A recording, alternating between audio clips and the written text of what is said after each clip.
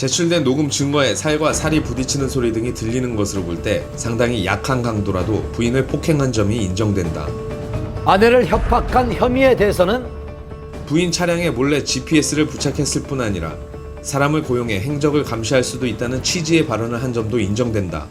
비록 부부 사이에 말다툼 끝에 나온 발언이라고 하더라도 피해자에게 공포심을 느끼게 하기에 충분하다. 위치 정보 수집에 대해서는 남편이라고 하더라도 부인 차량에 위치 추적 장치를 불가피하고 긴급하게 설치해야 한다고 보기에는 어렵다.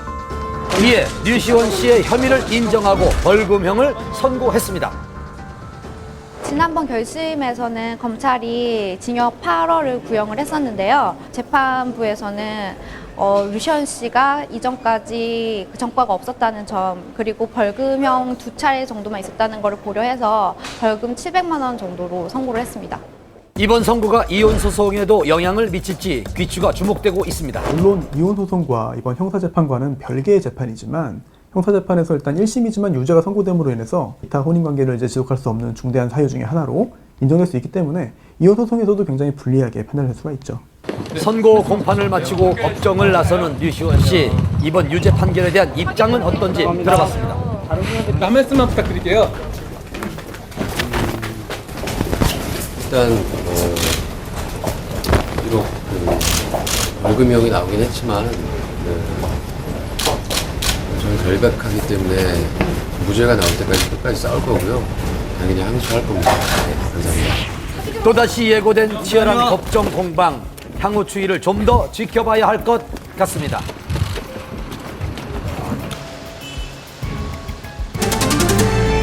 배우 정운택 씨가 지난 새벽 침을 뱉고 고성이 오가는 폭행 시비가 붙으며 무면허 운전도 적발됐습니다. 배우 정운택 씨가 불구속 입건됐습니다. 영화 친구와 두사부일체를 통해 개성 강한 연기로 활약했던 정운택. 무면허 운전에 행인과 신랑이 도중 침을 뱉고 음료수를 끼얹는 등의 폭행 시비가 있었다는데요. 어떻게 된 사건인지 담당 형사의 이야기를 직접 들어봤습니다. 9월 3일날 00시 40분경에 발생된 건데요. 문화행사라는 행인들하고 시비가 붙어가지고 이곳이 시비가 일어났던 현장인데요. 신호 대기 중이던 정운택 씨 일행이 적신호에 횡단보도를 건너려던 취객을 제지하는 과정에서 언쟁이 시작됐다고 합니다. 정운택 씨가 어떤 폭행을 한 건 없고 그 행인 두 분하고 동승했던 여자친구분하고 또 언쟁이 있어서 그 사람들 간에 이제 음료수 뿌린 건 좀 있어요. 침을 뱉었다고도 하고요.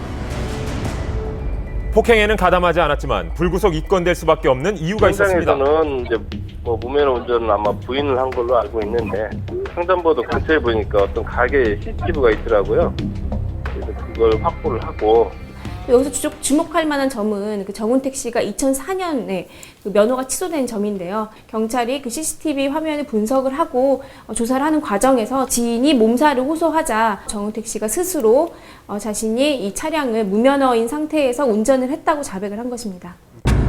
정운택 씨의 불구속 입건은 이번이 처음이 아닙니다. 불과 2년 전 일반인과 시비 끝에 전치 20주에 달하는 폭행 혐의로 조사를 받은 적이 있습니다. 정운택 씨는 지난 2011년에도 한 차례 구설수에 오른 바 있었는데요. 당시 정운택 씨는 그 술자리에서 그 한 취객에게 사인 요청을 받았고 이를 거절하는 과정에서 다소 시비가 붙었던 것으로 알려져 있습니다. 당시에 그 취객은 향후 그 경찰 조사에서 자신이 정운택 씨에게 폭행을 당했다라고 주장을 했었는데 정운택 씨는 자신이 폭행을 한 사실이 없다고 그렇게 주장을 했었습니다. 결국에 이 사건은 정운택 씨의 무혐의로 결론이 난 바 있습니다. 평소 영화 속에서 개성 강하고 코믹한 캐릭터로 대중에게 친숙한 이미지였는데요. 때문에 고충도 있었답니다. 사석에 어떤 이 만나는 자리든 술자리든 그런 자리에 가면 아니 그 영화에서는 그렇게 재밌더니 왜 이렇게 말도 없이 가만히 있어요? 뭐 제가 기분 나쁘겠습니까? 정운택 씨? 그런 말들을 많이 하십니다. 그래서 연기하듯이 그런 아주 웃기게 자리를 이렇게 막 만들어야 되고 그런 게 굉장히 힘들었던 적이 많아요. 폭행 사건 후 공백기를 가지다 영화로 복귀를 준비 중이었는데요. 지금은 저희 이제 편집 작업과 이제 개봉날만 앞두고 있어서 정우택 씨 쪽에 좀 따로 연락이 오셨나요? 아니요, 저희 별도로 뭐 연락이 있거나 뭐 그러진 않았어요. 영화랑은 별로 이게 크게 상관이 있는 부분이 아니라고 저희 생각해서 그 처벌 범위가 있어요.